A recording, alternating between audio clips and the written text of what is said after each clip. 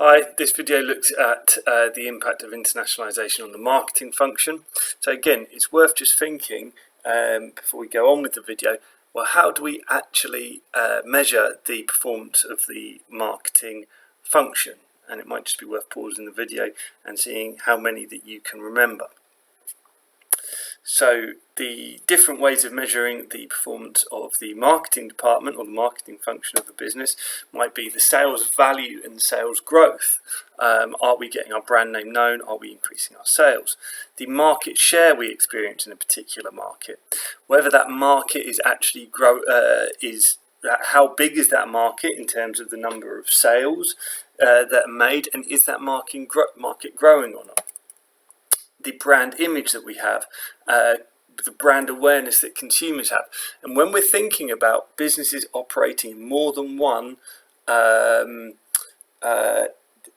international market, we want to think about, okay, so how's that going to affect these different things? How's it going to affect our brand image if we're operating in lots of different markets?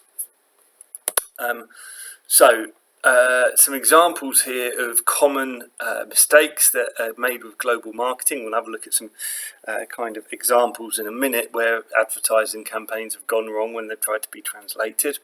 But the first mistake is the failure to adequately research the local market. Now, it sounds obvious, but if you want to enter a new market, it's really important that you conduct market research. Remember, market research needs to include research into the competitors in that market and also the consumers. How similar are the consumers to the consumers in our own market? Do we need to adapt the product to attract them? You know, is this a highly competitive market? Are the competitors in this market more or less effective than the competitors we compete with at home? A second mistake related to that is reliance on secondary research. So rather than going out there and doing our own research and asking the questions that we want to ask, you know, we're looking at economic growth rates and we're reading reports about our competitors that are online. But actually, are we identifying the questions that we really need to know and going out and finding that information? Because of reliance on secondary research, okay, it's a good start, but we're probably going to need to go out and do some research for ourselves. Then we may fail to adapt our marketing mix, and that can have serious consequences for the success or otherwise of moving into a new market. So first thing we want to consider is promotion. Do we know the right channels to communicate with consumers? For example, I think Facebook is very popular in Brazil, but Twitter is far more effective way to communicate with your customers in Argentina because of the number of people that use those methods of communication. Do we actually know that, or are we choosing the wrong channels through which to communicate with consumers, maybe the ones that work in our own country?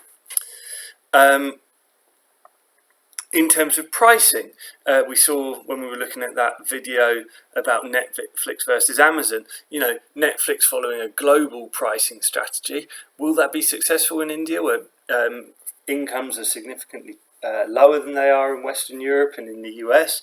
Or should we follow a local pricing strategy, which Amazon seemed to be? Products often need to be adapted due to local laws, customs, tastes.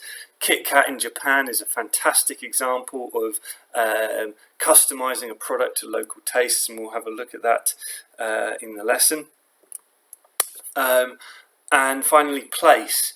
Getting our product out. You know, many multinationals have extremely efficient distribution chains in their own network. They can get their products out to the supermarkets or the customers, or however they're choosing to distribute their products. In lots of emerging markets, particularly in kind of Asian emerging markets, it's really important to build personal relationships in business. And if you can set up with someone who's got an established distribution network, that can help you get your product out there. So these are some common mistakes that we see with global marketing. Here are some other examples. I'll come back to the KFC one in a minute. First of all, this was a picture on a US company selling baby food. they used this packaging when they sold the food in Africa, but later learnt in Africa companies put pictures of the ingredients on the labels, since most people can't read. So it looked like, well, you know what it looked like, but that was obviously an unsuccessful product. KFC had an unfortunate translation into Chinese. They translated its finger licking good to eat your fingers off. Finally, Electrolux are a Swedish company, and this advertising campaign didn't go down particularly well in the United States. So key things that we need to think about: impact on brand image, brand awareness. Have we conducted enough market research to be successful in this new market?